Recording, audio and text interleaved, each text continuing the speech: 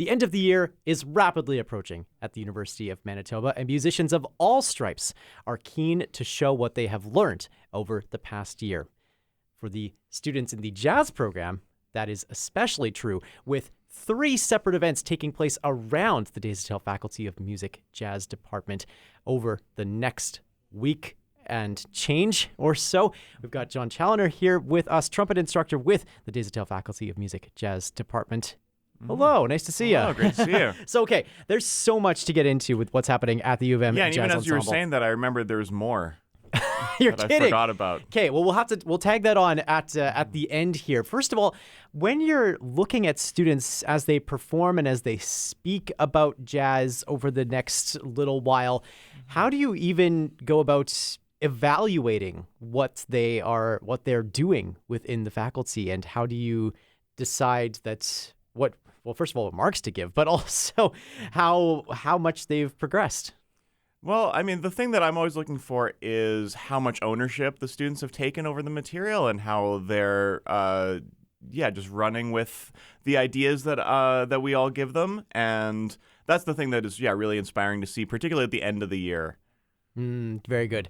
Let's start with the U of M Jazz Orchestra concert taking place tonight at the Desautels Concert Hall. Something unique about this concert, speaking of how much students might be invested into this concert, is the fact that it features student compositions along with alumni compositions. What can you tell us about how those take shape within this concert? So this was something that I never try and push it too hard on the students, but pretty much, every year we find that by the time we get to the end of the year, students have written a lot of music, and sometimes they've already written it for a full jazz orchestra. Sometimes it takes a little bit of coaching to put a tune that they've written into the format. But as I was putting the program together, I really wanted to play this one particular song by a Brazilian composer, Hermeto Pascoal, to feature some members of our band who are from Brazil originally. And then it sort of turned into, before I knew it, I realized that we had all of these student and alumni compositions that all sort of dealt with the cultural backgrounds and personal backgrounds of the students. And so, very quickly it sort of turned into a really fantastic and original program. What is it about this music by Hermeto Pascoal that has captured your imagination so much? Because it's a jazz voice that maybe the casual jazz fan might not be as familiar with. Miles Davis called him in the 1970s one of the most important musicians alive. Wow. He was somebody who came from, as our Brazilian guitarist says, like kind of the middle of nowhere in Brazil, and sort of had he's an absolutely brilliant voice who sort of puts all the pieces of Brazilian tradition together and then just sort of like mangles them up in like really interesting ways. And I heard this piece, and this was sort of me like talking again about students taking ownership. I heard this piece, and there was a part of me that was like, "There's no way we won't be able to do it."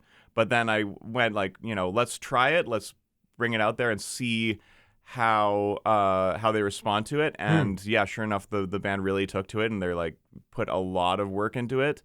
And it's a really, really cool, really interesting, really original piece of music. You mentioned the Brazilian guitarist in your group, which is another, actually touches on a key part of this concert, which is that the program is very much catered to the cultural backgrounds that comprise the band, I understand. What does that kind of experience and programming add for the value of the education that students are receiving in your jazz faculty? A big part of, particularly at the end of the year, we've sort of put everything together, and I always hope that all the students sort of like find their place in the music, and that has to do with playing it, knowing the history of it, that in some way everyone has is able to put their own voice into the music that we're working on. And then you sort of put it all together, and we have some really really powerful statements about Ukraine that are on the concert. We have some one of our students from the Philippines wrote a song about a place he used to live, and so we've got and somebody wrote a piece about their grandmother who sort of introduced them to their Caribbean culture. so yeah, we have sort of like interesting windows into sort of how everyone has taken their personality and brought it to the music, and is able to sort of display what they can do, connect on a really personal level. Totally. So we've mentioned now a couple of these original compositions that are involved in the program. We've also talked about Armeto Pascual, also the concert featuring music by Mary Lou Williams, I understand. How do the old and the new blend together on this program? I'm always trying to stress that there's very little divide between these things. And I mean, this piece by Mary Lou was written in the early 70s, I believe, which was sort of near the end of her career, and sort of takes pieces of everything that she was a part of throughout her entire career. And again, it was like the reason I chose it was a piece that she wrote specifically for a friend of hers.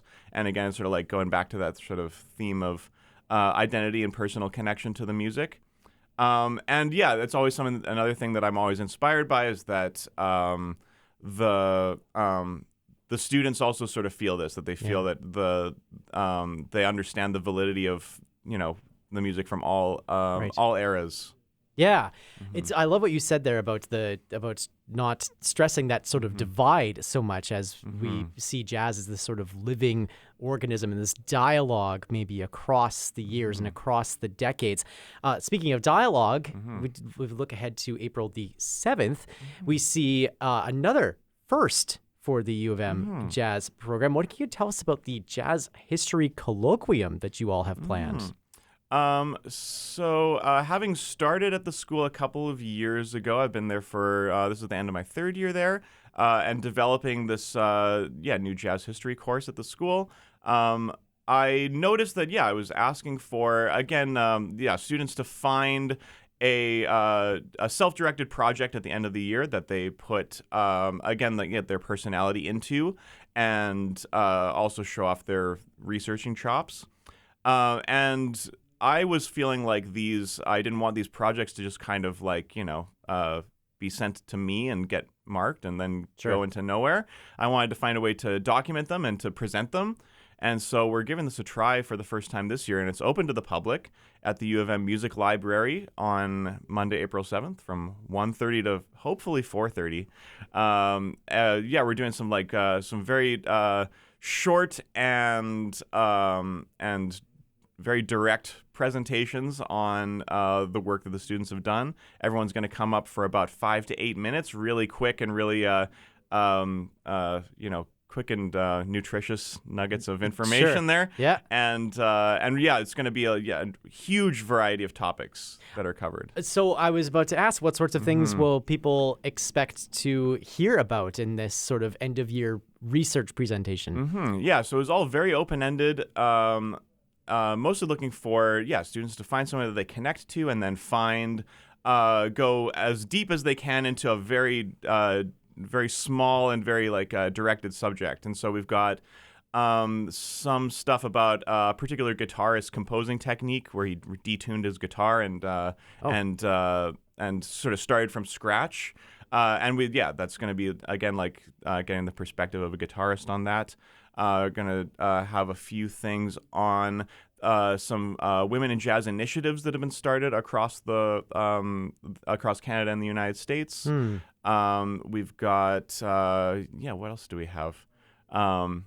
It goes on and on. Even within that, though, to speak about women in jazz, for instance, the first thing that comes to my mind is the recent Ostara project as an example of something that you can see this sort of development in research and new dialogues, maybe voices that deserve a bit more of that sort of attention, that now get that attention in the colloquium. Your other work with students isn't even with university students, because on April the 12th, there's a special concert being planned with the Youth Jazz Collective, which are students, I understand, that are in secondary education. What will that showcase look like, and what kind of things will they be performing? Yeah, so this is a initiative that started before I joined the school and then took a few years off during the pandemic and is back now. We started up again last year, and it's a free Saturday workshop for high school students to come to. We sort of run it from the end of January into the middle of April, and it's usually 2 or 3 U of M music faculty working with students that are interested in kind of like getting a little more advanced experience in improvisation and group playing. And it's a very open-ended workshop, but usually by the end of it, we kind of have quite a lot of music prepared. And so they're going to be featured in the jazz orchestra concert and then also on their own on an afternoon show on April 12th at 12:30. So you have been one of the mentors of these high school students alongside a friend of the station, Will Bonas. What has that experience been like for the two of you as instructors to work with these students? And what do you pull away from that experience into your own music making? So for me, I am always going into every week with an idea and I'm always very curious to see how the students will respond. And the thing that always knocks me out is how like game and gung-ho and enthusiastic the students are every week, and how ready to grab onto anything they are. And they're it's been really cool dealing with things like learning tunes by ear, learning new ways to get through harmony, learning music from a variety of eras. And listening to recordings and trying to gather things from great legendary recordings of the music. Okay, so much within all of that. And then, as we mentioned off the top of this interview, there's a whole other thing that we didn't even talk about yet. What else is happening in the U of M Jazz Department to end this year? Right, and all the middle of that, I forgot, we also have our small ensemble concerts. There's one taking place at the CCFM on next Tuesday, and that's for their Mardi Jazz series. But also next Wednesday, which is April 9th, if I'm correct. Next Wednesday, April the 9th, yes. Yes, we're hosting some small ensembles at the Desautels Concert Hall again. Okay. And that one is free to attend. What kind of small ensembles can people hear? Different combinations of instruments and different players taking different sorts of approaches to repertoire? What else? What can people expect from those small ensembles? Yeah, so our small ensembles are partially self-directed. So we usually kind of put together a group of students that we would like to see work together, and once a week they get direction from a faculty member, and once a week they're on their own. And again, by the time we get to the end of the year, we see an enormous amount of growth in like student composition, student arrangements, and they've sort of like all learned their ensemble and like what makes it original, and they've sort of like usually sort of found their sound.